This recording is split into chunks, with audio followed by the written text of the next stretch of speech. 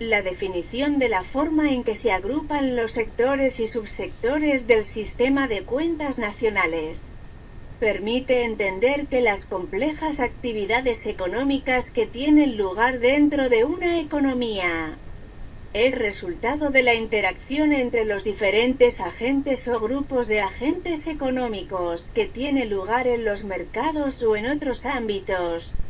El sistema de cuentas nacionales define distintos niveles de agregación para los agentes económicos individuales o unidades institucionales, como se denominan en el sistema, para grupos de estas unidades, para los sectores institucionales, o bien para la economía total.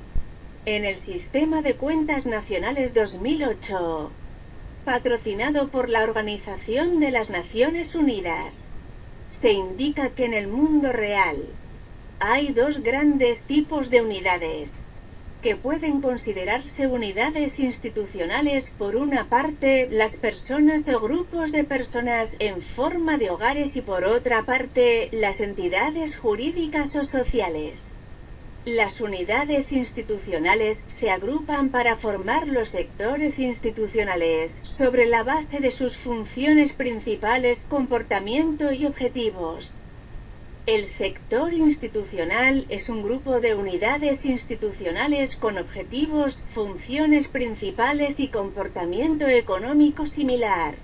El sistema de cuentas nacionales distingue 5 sectores residentes: las sociedades públicas o privadas y todas las sociedades y cuasisociedades no financieras se aglutinan en este primer sector.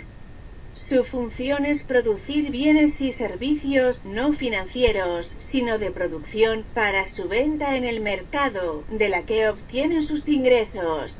Las sociedades financieras públicas o privadas se clasifican en el segundo sector, que se encarga de la intermediación financiera, bajo la forma de sociedades y cuasisociedades. Su función es recibir, transformar y repartir recursos financieros. Los recursos financieros son activos que tienen algún grado de liquidez, como el dinero en efectivo, los créditos, los depósitos en entidades financieras, las divisas y las tenencias de acciones y de bonos que forman parte de los recursos financieros. La función principal de las sociedades financieras es transformar los riesgos individuales en colectivos y realizar actividades financieras auxiliares. Sus ingresos los obtienen del cobro de intereses, comisiones y primas de seguros. Por su parte, el tercer sector, el del gobierno general, se constituye por todas las unidades gubernamentales, incluidos los fondos de seguridad social, teniendo como funciones el redistribuir el ingreso y la riqueza y cumplir con sus responsabilidades políticas y de regulación económica. Los fondos de seguridad social contienen el fondo de pensiones, que surge de las aportaciones de aquellas personas a quienes se les beneficiará en el presente y en un futuro, con fondos especiales que atiendan las necesidades de prestaciones. El Fondo de Reserva de Seguridad Social es el arca donde se guardan los fondos para cubrir las pensiones. El gobierno general produce principalmente servicios y posiblemente bienes no destinados a venderse en el mercado, sean para el consumo individual o colectivo. Sus ingresos los obtiene de los pagos obligatorios hechos por otros sectores, llamados impuestos.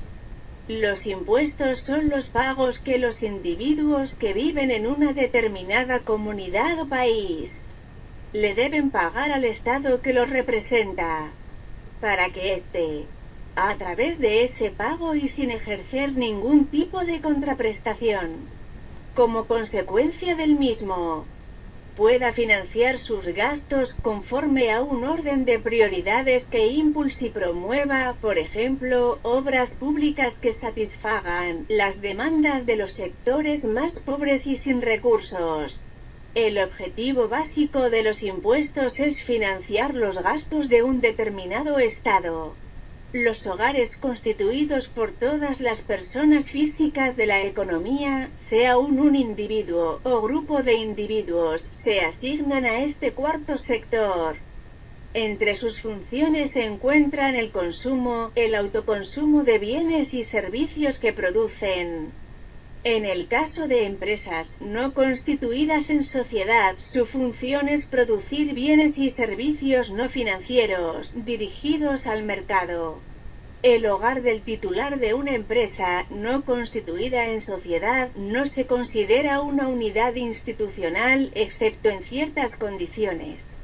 Las funciones principales de los hogares son la oferta de mano de obra y el consumo final.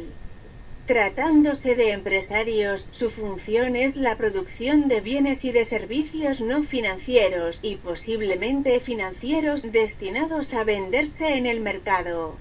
Los ingresos de los hogares provienen de las remuneraciones de los empleados, de las rentas de la propiedad y de los ingresos por venta de bienes y servicios. El quinto sector se compone de las instituciones sin fines de lucro, al servicio de los hogares.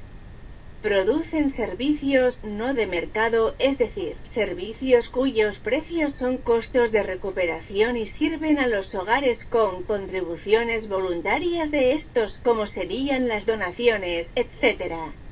Cada sector, excepto el de las instituciones sin fines de lucro, al servicio de los hogares contiene varios subsectores con diversos niveles que se distinguen de acuerdo con una clasificación jerárquica. Un subsector comprende unidades institucionales completas y cada unidad institucional pertenece a un único subsector. El sistema de cuentas nacionales enfatiza la distinción entre sociedades públicas, privadas nacionales y de control extranjero, así como los diversos grupos socioeconómicos de hogares a fin de responder a los intereses de las políticas. La relación económica entre países hace necesario delimitar la economía total del resto del mundo. La economía total se constituye por todas las unidades institucionales que son residentes en el territorio económico de un país. El territorio económico, aunque se ajusta básicamente al geográfico, no coincide exactamente con él, por lo cual se deben efectuar algunas adiciones y sustracciones al mismo. El concepto de territorio y de residencia son importantes para definir.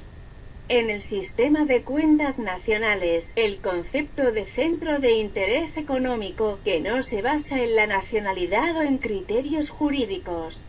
Así, los conceptos de residencia y de centro de interés económico definen, en el sistema de cuentas nacionales, lo que ha de registrarse en el Producto Interno Bruto de un país o región, y de cualquier otro agregado macroeconómico. Las unidades residentes realizan transacciones entre ellas y con unidades no residentes. Las transacciones exteriores de la economía se agrupan en la cuenta del resto del mundo. En la estructura contable del sistema, el resto del mundo representa un papel semejante al de un sector institucional.